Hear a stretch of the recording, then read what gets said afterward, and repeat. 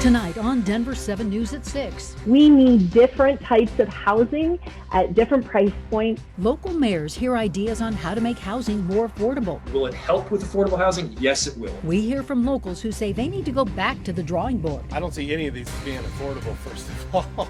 2 Denver police officers are suspended for going too far in last year's protest. And Colorado loves a recall election. Lawmakers say that's a problem. It should not be used willy-nilly as political threats or to get even with somebody because of one simple vote they took, for instance. Good evening, glad you're with us tonight. I'm Shannon Ogden. Hello everyone, I'm Ann Trujillo. Today, a dozen local mayors gathered to hear the gospel of duplexes. And the sermon came courtesy of the mayor of Minneapolis. He says they have transformed his city and wants others to know it's possible to move away from single-family homes. Problem is, we're not sure people can afford to move into the duplexes either. Here with tonight's top story is Jacqueline Allen. In the middle of an affordable housing crisis. In the last 5 years, this place has changed immensely. The so-called missing middle, duplexes, triplexes, and townhomes getting mixed reviews. I don't see any of these as being affordable, first of all. But more than a dozen mayors from across the Denver metro are now meeting to hear from the mayor of Minneapolis. And I'm proud to say it's something that we got done. Last year, Minneapolis became the first major U.S. city to ban single-family zoning. The mayor says it had locked up half of the city's land and contributed to racial inequities. We have maps that quite literally say that our northern section of the city should be explicitly for Blacks and Jews. All of the things that used to be explicitly racist, the city then started doing implicitly through the zoning code. For the last year, Minneapolis has allowed up to 3 housing units on every property. This is not like a fix-all solution. There are a lot of people out there that will say just by allowing for duplexes and triplexes, you aren't in and of itself creating affordable housing. And they're right. In Colorado, the mayor of Inglewood points out duplexes in her city are selling for upwards of $600,000.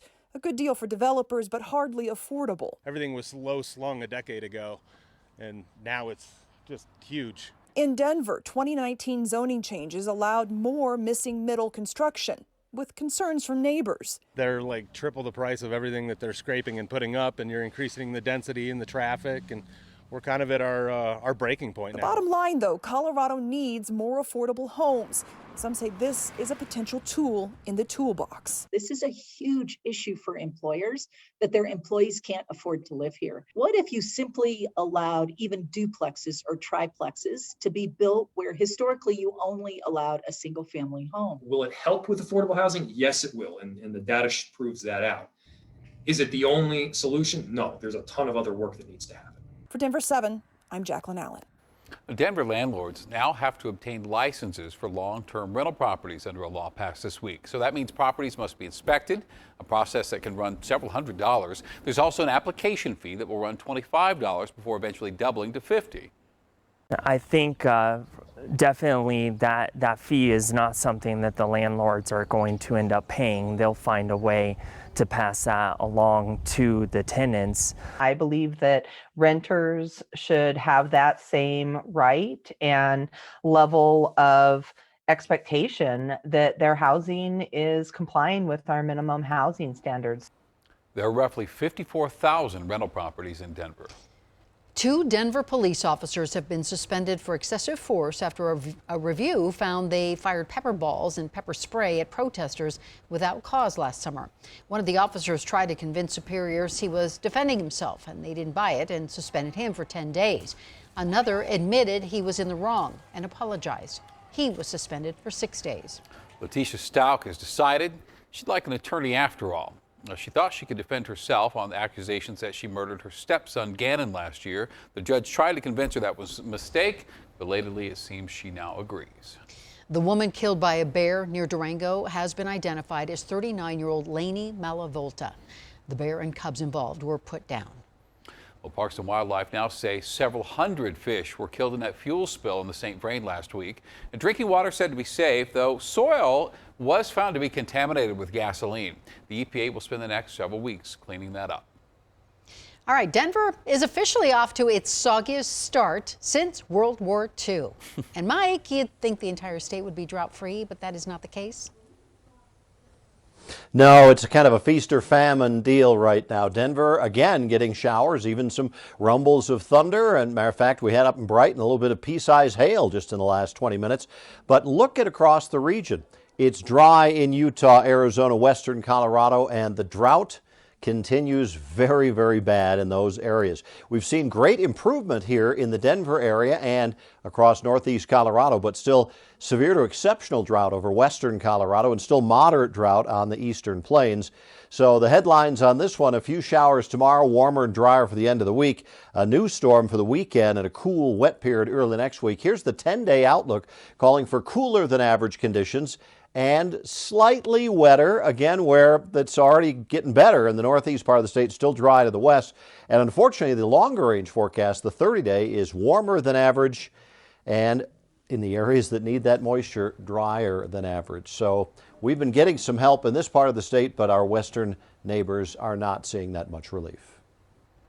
It doesn't take much to inspire a recall election here in Colorado. But lawmakers think it should take a little more to pull one off. Here to explain, Denver7 political reporter Megan Lopez.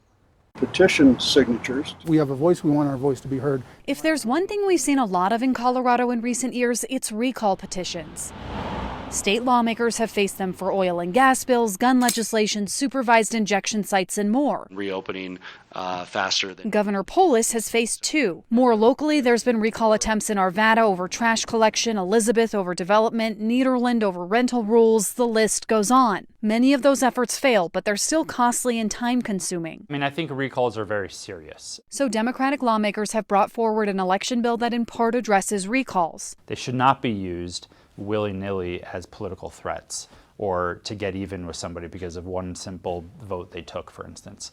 That's what elections are for. The bill requires the petition to give the politician a chance to make their case for why they should stay. It requires the petition to include an estimated cost for running a recall election, and it requires signature gatherers to wear a badge saying whether they were paid to be there, among other things. For the bill co-sponsors, I think that's fair. I think that's about voter education and transparency. Others say recalls are already hard enough. It's very hard to get straight answers and direct answers how you want it to work. Debbie Teeter is part of the Westminster recall petition over water rates. It was a challenge. We filed everything, and things were thrown out first because of some of the affidavits weren't filled out correctly. They even went to court over it, but two of their petitions were verified. Mayor Herb Atchison and Councilman John Voles are set to face a recall election. Tendered my resignation effective at the end of business tonight. Only the mayor unexpectedly resigned last night. Debbie, it's not something you take lightly. Worries more rules on recalls could make the process more difficult. I think your chance of success,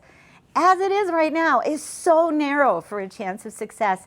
So why are they so afraid that they've got to put more into it to make it harder? For now, the Westminster recall moves forward as state lawmakers consider whether the whole process is transparent enough for those citizens willing to sign on the dotted line. Megan Lopez, Denver7.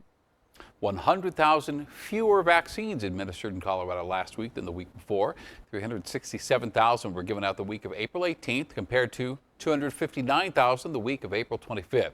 Dr. Lisa Miller with the Colorado School of Public Health told Denver7 this drop does not come as a surprise. We got to keep in mind that we started this less than 5 months ago. So we're at the beginning of this vaccination campaign. And the first part of the vaccination campaign is mass vaccination. So you're going to get lots of people. You're going to get all the people who really want the vaccine and who need the vaccine for their jobs, like healthcare workers. So I think it's completely expected that we would see these very large numbers at the beginning. And then as we go, we're going to start honing down on more specific individuals and groups. Dr. Miller says about 15% of Colorado's population wouldn't take the vaccine if you dropped it off at their doorstep. Otherwise, more than 2.5 million Coloradans have received at least one dose. Nearly 2 million now are fully vaccinated. And President Biden is confident that at least some of the skeptical can be converted. Today, the White House set a new goal of getting at least one shot into the arms of 70% of the population by the 4th of July. The president wants 60% fully vaccinated by then. We were initially focused on getting enough vaccines for every adult. Well, we did that. We have enough vaccines. Now that we have the vaccine supply, we're focused on convincing even more Americans to show up and get the vaccine that is available to them. If we succeed in this effort, as we did with the last, then Americans will have taken a serious step towards a return to normal. The Biden administration is also changing how it distributes shots. If a state decides not to order its full shipment, the doses can instead be given to other states that will make use of them. And CU Boulder students didn't even have to leave campus to get a shot today. The state set up shop at Williams Village this afternoon with 240 doses for the taking. All students had to do was fill out a little bit of paperwork. We've seen a steady stream of people to this site all day long. Some of them found out about it through the information we put out online, and some of the people heard about it from friends, and some of the people have been walking by and saw this was here and said, you know what, this is a great opportunity for me to get my vaccine. Absolutely. The state says expect more events like this into the summer. Dream home not complete until you have a rusty bridge in your backyard? But boy, do we have a deal for you. Temperatures still a bit cool today, but a beautiful warming trend is on the way. And masks at a wedding? For many couples, the thought is beyond the veil. I don't want to have to wear a mask while I walk down the aisle. I want my fiance to see my face.